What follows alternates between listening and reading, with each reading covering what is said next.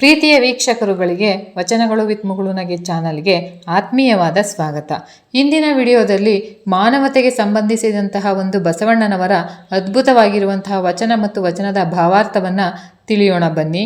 ಕಾಗೆಯೊಂದವುಳ ಕಂಡರೆ ಕೂಗಿ ಕರೆಯದೆ ತನ್ನ ಬಳಗವನು, ಕೋಳಿಯೊಂದು ಗುಟುಕು ಕಂಡರೆ ಕೂಗಿ ಕರೆಯದೆ ತನ್ನ ಕುಲವನ್ನೆಲ್ಲವ.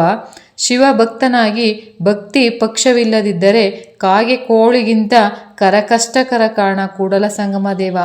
ಬಹಳ ಸುಲಭವಾಗಿ ಅರ್ಥ ಆಗುವಂತಹ ಒಂದು ವಚನ. ಎಷ್ಟು ಒಂದು ದೊಡ್ಡ ಅರ್ಥವನ್ನು ಕೊಡುತ್ತೆ ಈ 4 ಸಾಲುಗಳಲ್ಲಿ ಅಂತಂದರೆ, ನಾವೆಲ್ಲ ಪಕ್ಷಿಗಳನ್ನು ನೋಡಿದ್ದೇವೆ. ಅದರಲ್ಲಿ ವಿಶಿಷ್ಟವಾಗಿ ಕಾಗೆ ಏನಾದರೂ ಒಂದಿಷ್ಟು ಅನ್ನದ ಅಗುಳನ್ನು ಕಂಡರೆ ತನ್ನ ಬಳಗವನ್ನೆಲ್ಲ ಅದು ಕೂಗಿ ಕರೆಯುತ್ತೆ. ಅದೇ ರೀತಿ ಕೋಳಿಯೂ ಸಹ ಅಷ್ಟೇ. ತನಗೆ ಏನಾದರೂ ಒಂದು ಸಣ್ಣ ವಸ್ತು, ಒಂದು ಸಣ್ಣ ತುಂಡು ಆಹಾರ ಕಂಡ್ರೆ ಅದು ಸಹ ತನ್ನ ಕುಲವನ್ನೆಲ್ಲ ಕರೆಯುತ್ತೆ. ಹಾಗಿದ್ದಾಗ ಶಿವಭಕ್ತರಾಗಿ ನಾವು ಭಕ್ತಿ ಪಕ್ಷವಿಲ್ಲದಿದ್ದರೆ, ಇಲ್ಲಿ ಭಕ್ತಿ ಪಕ್ಷ ಅಂತ ಅಂದರೆ ಏನು ಅಂದರೆ, ಯಾವಾಗ ಶಿವಭಕ್ತರಿಗೆ ಆಗಿರಬಹುದು, ಯಾರಿಗೆ ಆಗಿರಬಹುದು, ಮನುಷ್ಯರಿಗೆ ಹಂಚಿ ತಿಂದುಕೊಂಡು ಒಂದು ತಿನ್ನುವ ಬುದ್ಧಿ ಇರಬೇಕು. ಅದನ್ನೇ ನಮ್ಮೆಲ್ಲರಿಗೂ ಹೇಳಿರ್ತಕ್ಕಂತಹದ್ದು. ಶಿವ ಶರಣರಾಗಿರಬಹುದು, ತಮ್ಮ ಹಿರಿಯರಾಗಿರಬಹುದು, ಕೇವಲ ತಿನ್ನುವಂಥ ವಿಷಯದಲ್ಲ, ತಮ್ಮ ಬಳಿ ಏನೇ ಇದ್ರೂ ಸಹ ಆಸ್ತಿ ಯಥೇಚ್ಛವಾಗಿ ಸಂಪತ್ತು ಗಳಿಸಿರ್ತಕ್ಕಂಥದ್ದು ಎಲ್ಲವನ್ನೂ ಅಷ್ಟೇ ನಾನು ನನಗೋಸ್ಕರ ಕೂಡಿಡಬೇಕು, ನನ್ನ ಮಕ್ಕಳಿಗೋಸ್ಕರ ಕೂಡಿಡಬೇಕು ಅನ್ನೋ ಒಂದು ಭಾವನೆಯ ಜೊತೆಗೆ ಹಂಚುವ ಭಾವನೆ ಕೂಡ ಇರಬೇಕು. ಈಗ 100ರಷ್ಟು ನಿಮ್ಮ ಹತ್ರ ಇದೆ ಅಂತ ಅಂದರೆ 50ರಷ್ಟು ನೀವು ಇಟ್ಕೊಂಡು 50ರಷ್ಟನ್ನು ಸದ್ವಿನಿಯೋಗ ಮಾಡಿದಾಗ ನಿಮಗೆ ಅದರಿಂದ ಸತ್ಫಲ ಸಿಗ್ತಾ ಹೋಗುತ್ತೆ. ಅಂತಹ ಒಂದು ಪ್ರಜ್ಞೆ ನಮ್ಮಲ್ಲಿ ಇಲ್ಲ ಅಂತಂದರೆ ನಾವು ನಿಜವಾದ ಸ್ವಾರ್ಥಿಗಳಾಗಿ ಬಿಟ್ಟಿದ್ದೇವೆ.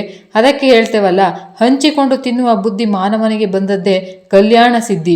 ನಾವು ಯಾವಾಗ ಹಂಚಿಕೊಂಡು ತಿನ್ನುವಂತಹ ಗುಣವನ್ನು, ಹಂಚಿಕೊಂಡು ಬಾಳ್ತಕ್ಕಂತಹ ಗುಣವನ್ನು ಬೆಳೆಸ್ಕೊಳ್ತೀವಿ, ಆಗ ನಮ್ಮ ಜೀವನ ಸಾರ್ಥಕ ಆಗುತ್ತೆ.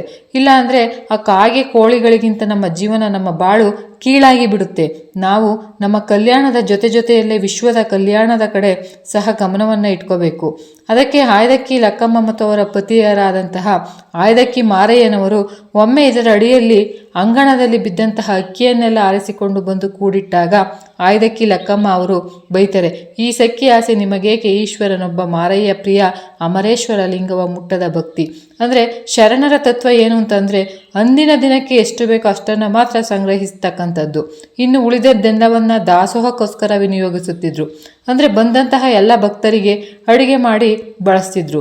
ನೋಡಿ, ಅದು ನಿಜವಾದ ಶರಣರ, ನಿಜವಾದ ಭಕ್ತರ ಒಂದು ತತ್ವ.